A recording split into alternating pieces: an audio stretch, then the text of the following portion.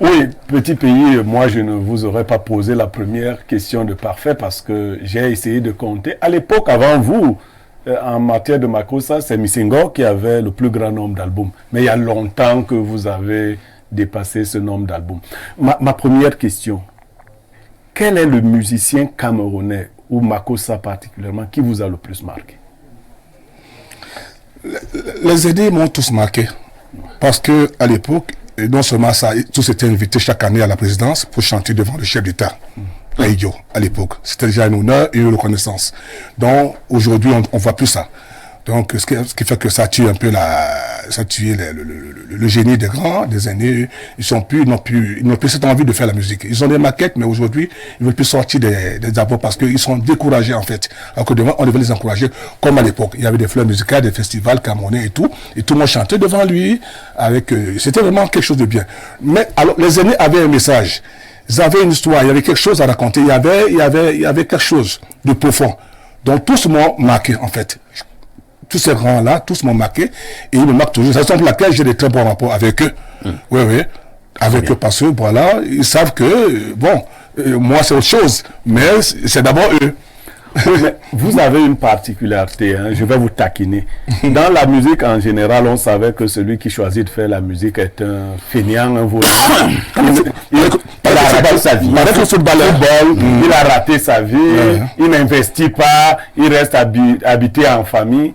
Mais vous êtes venu casser ce rythme-là. Vous avez commencé à investir très jeune. Et vous continuez d'investir. Il faut me tutoyer, hein? On n'est plus... on est en télé. Okay. Alors, vous continuez dans cette lancée. Tous les jours, vous êtes en train de construire. Comment vous alliez les deux? Comment vous avez pu créer ce schisme-là, cette cassure-là? Vous n'êtes pas voyou, vous investissez, vous bâtissez un patrimoine. Oui, parce que je sors d'une famille qui a peur de Dieu. Et qui a pour patrimoine la peur de Dieu. Et le quartier où j'ai grandi, ces aînés aussi ont peur de Dieu. Raison pour laquelle je me dis, on a aussi peur de l'avenir, parce que Cameroun, c'est comme un meuble. Quand il y a une tornade très forte, ce meuble bouge. On se dit, bon tiens, et en plus c'est un métier chez nous qui n'a pas des arrières, il n'y a pas de sécurité sociale, il n'y a pas, je sais pas moi, il n'y a pas une assurance, il n'y a pas de retraite. Donc je me dis, bon, quelque part, le peu que je peux grignoter, et autant vite, ça c'est la sagesse. Parce qu'il y a la sagesse et l'intelligence. L'intelligence, c'est les conventions des humains. C'est-à-dire, on va à l'école tous, on bûche les leçons et on passe l'examen. Ça, c'est l'intelligence. Mais la sagesse, Dieu choisit qui donnait la sagesse. Même les hommes de Dieu, tous des passages, ils choisissaient. Donc, c'est le common sense, comme on dit, et tout. Et j'ai ça, je l'ai hérité de mon père, soi-disant. Donc, mon père se levait très tôt le matin, à 4 heures, pour aller faire des travaux, pour aller se battre et tout. Moi, j'ai pris ça de lui. Quand ma mère a eu un prétendant de beaucoup de fiancés, c'est le grand-père, c'est le père à ma mère qui a choisi l'homme à ma mère. C'est pas ma mère qui a choisi l'homme qu'elle aimait. On a imposé l'homme à ma mère, et la preuve, je suis là aujourd'hui. Et elle est fière aujourd'hui. Elle voulait ces chauds gars, les petits gars qui avaient des pantalons, qui arrivaient ici, des boy et tout. Et Dieu voilà. Et le grand-père a dit non, je vois Lucie qui se lève tôt le matin à 4 heures, parce qu'il a posé la question aux autres, que toi là, quelle heure tu te lèves? Les autres disent, moi c'est entre 11h, 10h. Et moi, 13h, 14h. Il comprenait. Ah, pourtant, il est piégé. Les autres disent, moi c'est 16h. Il a ok. Et toi, non, moi c'est 4h parce que il faut que j'aille et tout. Il a dit, ok. Allons, voilà ton mari. Le reste là, allez vous tous là, allez continuez à dormir. Et ça produit. Merci petit pays. On passe la parole à Rodrigue Adalbert Evina pour ses questions au turbo. Oui, merci parfait ici pour la parole. Je dois avouer que c'est pas un exercice facile. Lorsque vous êtes face à un monument, une icône de la dimension de petit pays, que moi, étant bien plus petit, j'écoutais, vous savez, j'ai fait la chorale, donc je connais beaucoup de chansons de petit pays que je reprenais en boucle, en journée, tous les jours. Mais il l'a dit tout à l'heure, il est un peu plus de 800, plus de 1000 chansons et autres. Ma question est de savoir, est-ce que parmi ces chansons petit pays, il y a eu des chansons commandées? C'est-à-dire que quelqu'un vous passez la commande et vous entrez en studio, vous composez une chanson pour satisfaire la personne. Vous avez parlé beaucoup d'amour dans plusieurs de vos chansons, mais je n'ai pas beaucoup compris pourquoi vous avez parlé des pédales et des PD à un moment donné. Dans un pays qui s'appelle le Cameroun, et dans vos clips, nous on ne vous a vu qu'avec des femmes. Vous êtes d'ailleurs l'avocat défenseur des femmes. Mais cette chanson-là particulièrement, je me suis demandé, est-ce que ça a été une commande de quelqu'un? Est-ce que toutes ces chansons sont des chansons que vous décidez de faire par vous-même? Ou alors il y a certaines chansons... Je vais peut-être compléter votre question, oui. Peut-être être un peu plus direct. Avez-vous eu l'impression que dans cette chanson, Petit Pays a fait la promotion de l'homosexualité? En fait, de cette chose-là, comme l'a dit quelqu'un. Petit Pays, vous avez la parole. L'amour est libre. C'est vrai, le choix aussi il est personnel. Et comme je le disais, mes chansons viennent de moi et mes chansons me ressemblent. J'ai pas la chance que les autres auxquels on écrit les chansons. J'aimerais bien qu'on m'écrive aussi des chansons, sortir un peu de... Mais je me dis que tout ce qu'on peut m'apporter, je trouve ça un peu... On m'apporte des maquettes, mais je trouve ça un peu... Ouais. Donc, raison pour laquelle même les jeunes que j'essaie d'aider, moi-même, je modifie tout. Parce que quelque part, j'ai ces facultés-là.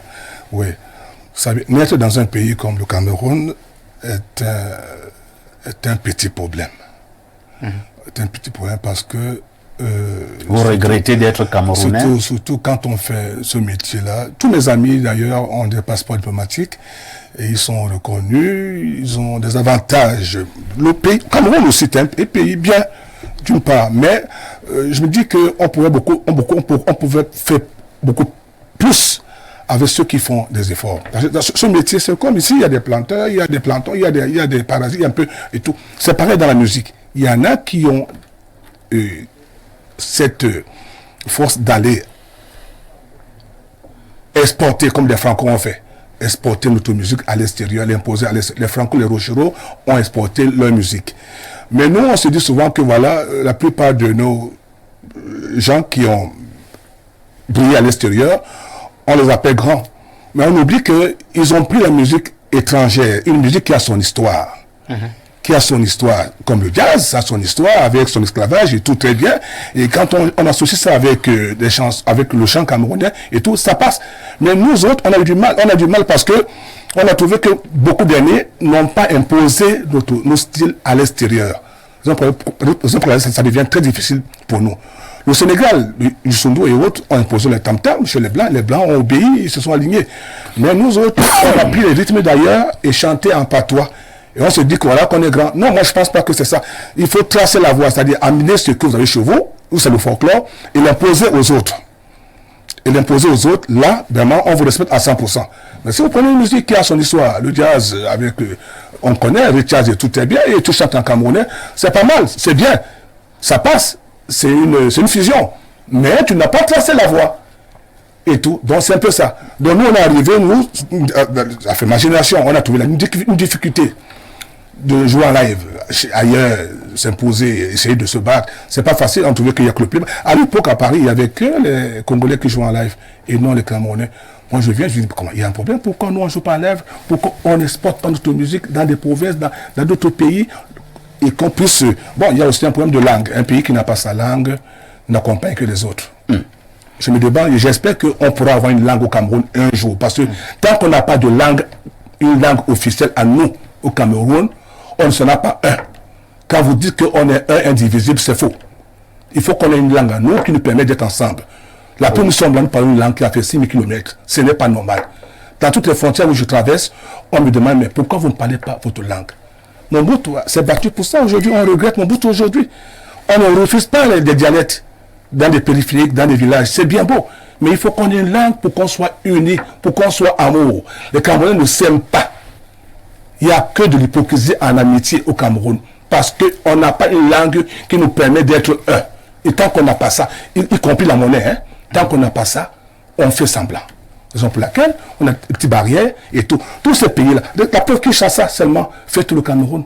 On regarde, Alors quand vous le voyez remplir de stade et tout, et que tout le monde chante en chœur la même langue, on a l'impression qu'ils sont plus forts que nous. Effectivement, ça nous rend complexés et on devient complexés et on est complexés. Moi, à ma naissance, quand j'avais 5, 8, 10 ans, j'ai trouvé que la musique camerounaise passait au Cameroun à 80%. Aujourd'hui, c'est plus ça. Nos jeunes sont perdus complètement. Ils ont la culture d'ailleurs. Où va le Cameroun? Où va la jeunesse? Donc, il y a beaucoup à réparer. Mais je me dis qu'avec le temps, les choses peuvent changer. Mais il nous faut une langue. Battons-nous pour avoir une langue. C'est compris.